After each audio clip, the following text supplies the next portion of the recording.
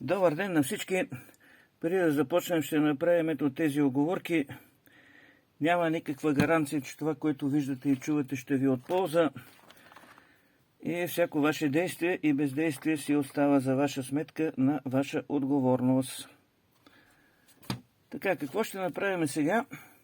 Ще изтестваме LF357, OPA 228, OPA 227, NE5534 при следните условия: плюс-минус 15 волта, вход 2 волта от връх до връх, изход 22 волта от връх до връх, усилване 11, товарни съпротивления по 2 кОма. Ето това е схемата. Коефициента на усилване е 11, това е 10 кОма, това е 1 кОм. Нищо особено. Важното за мен е това, какво ще покаже този усилвател при 22 волта от връх до връх или 11 волта пик върху 2 кОма товар, което са 5,5 мА. И така 22,16, 22, 22,40, 22, на практика всичко е еднакво при 1 кHz. Това е входа, това са изходите. И така, да видим какво ще покажат правоъгълниците. Ами правоъгълниците показват едно и също на практика, тъй като 1 кHz не са честоти, които могат да затруднят тези операционни усилватели. Ето вижте какви точни стъпалца има. Тези двата тук съвпадат на практика напълно до едно известно положение. И така, виждаме, че при пиковете вече се появяват някакви разлики в размаха на импулсите. 17,3, 16,6. Тоест OPA 228 е по-бърз, а тук по-бързия е 55,34. Тези пикове са много важни, тъй като при възпроизвеждането на музика тези пикове са много важни. Ето практически идеални полувълни. Тук явно съм го попресилил и се насища, но няма значение, така ще го оставя, за да се види дали ще се самовъзбуди при насищането. И така, сега да отидем на 10 кHz. Ето ги. И при 10 кHz имаме съвпадение. Тук обаче се вижда, че 55,34 е по-бърз от 227 и осигурява 22,4 волта. Тук е 22,5, 22, 22. И така, вървим на другите. Тези са също добри. От този осцилоскоп няма какво да очакваме много. Той само служи така за показване на входа до около 20-30 кHz. Виждаме, че 227 изостава 20 волта вместо 22, тук 21,6, 22 и 8. Изобщо 357 при 2 кОма товар, като че ли ще е малко по-бърз. Да. Да видим полувълните. Ето тук се насища. Както и да е, така ще го оставя. Насища се, защото тази амплитуда е прекалено голяма. Трябва да намаля на 20 волта връх до връх и вече при това захранване няма да има проблеми. И така, да отидем сега на 20 кHz. Ето ги при 20 кHz. Всичките осигуряват 22 волта. Този малко по-малко. 21,7, но понеже резисторите не са много точни, да видим правоъгълника. 5534 отлично се справя и LF357, въпреки че тези двата са по-стари, доста стари, а тези са по-нови операционни усилватели. И така, триъгълниците са добре. А ето тук вече се насища отгоре, което не е добре. Явно амплитудата на сигнала е твърде голяма. Сега пък отдолу се насищат. Тук са доста добри формите. И ето тук се вижда, че ето имаме 18,6, 15,8, вече 3 волта разлика. А тук 17, тук 9.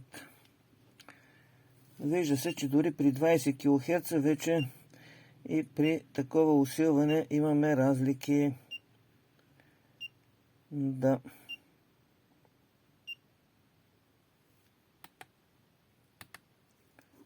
Ето ги. И ето това насищане горе. Явно товара е прекалено голям. Това е бял шум някакъв. Изобщо шумоподобен сигнал.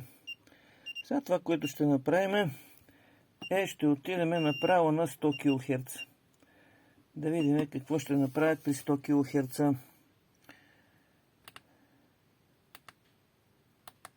Ами при 100 кГц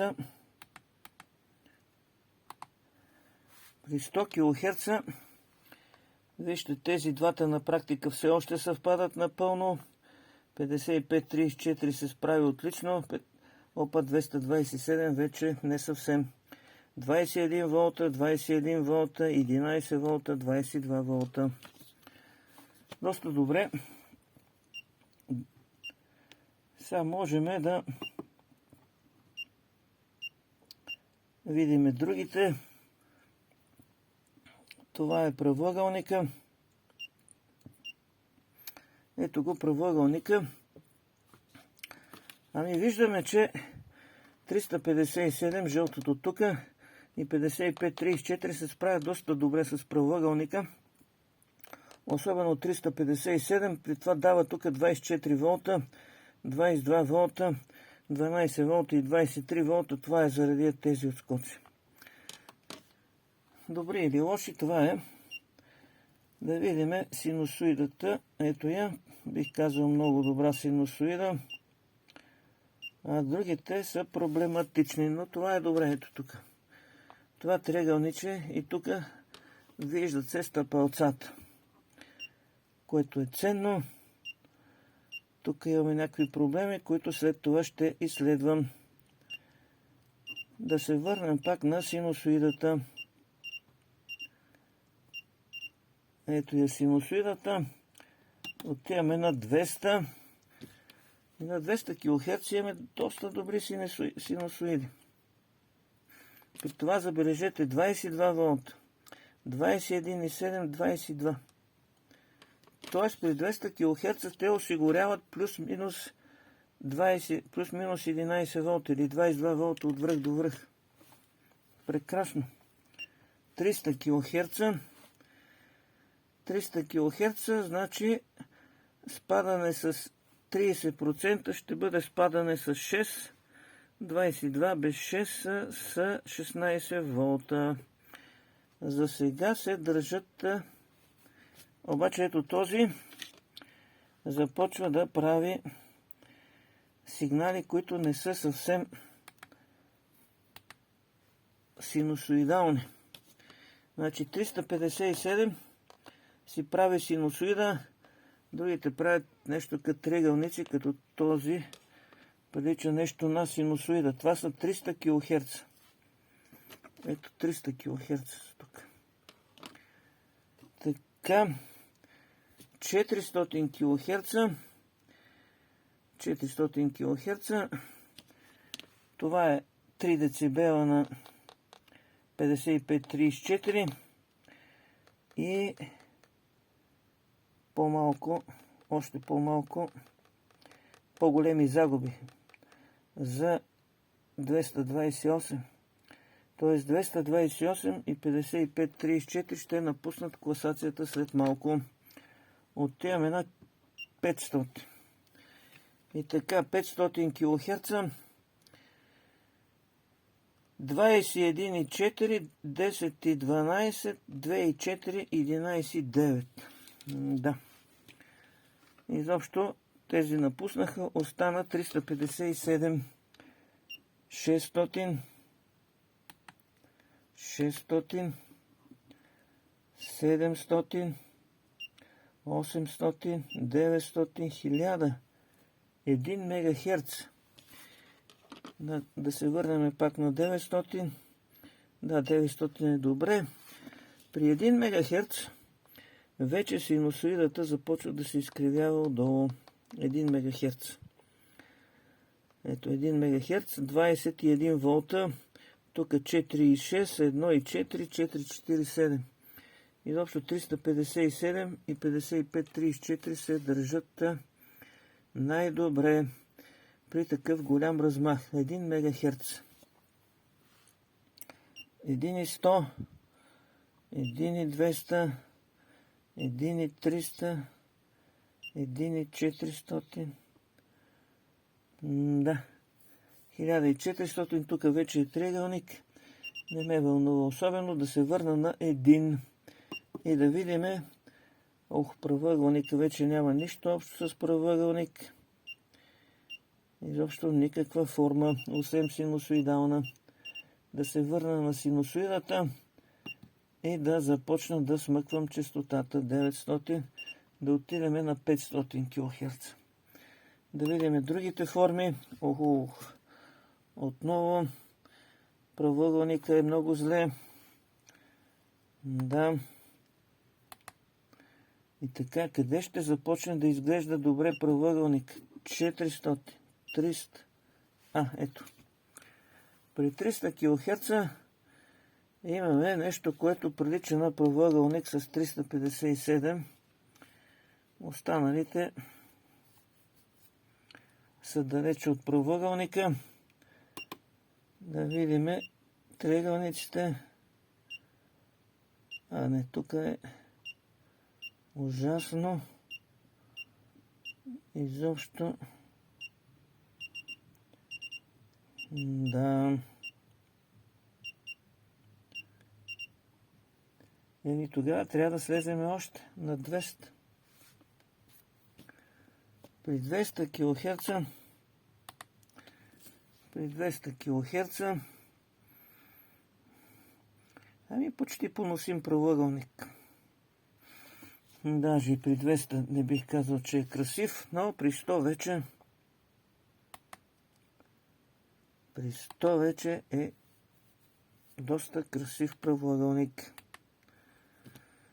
И така, ако трябва да си правя усилвател, който да ми даде 20 на волта от връх до връх, то трябва да взема 357 и до около 100 кГц. Да видим другите. Но той на другите е зле. Изобщо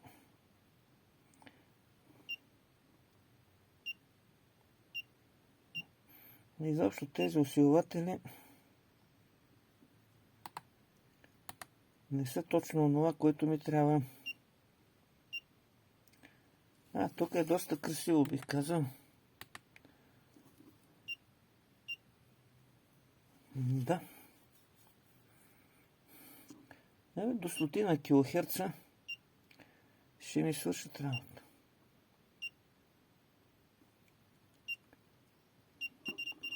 Добре.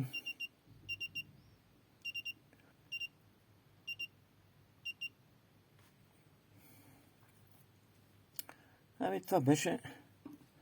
Ако ви е интересно, абонирайте се за канала. Благодаря и до скоро.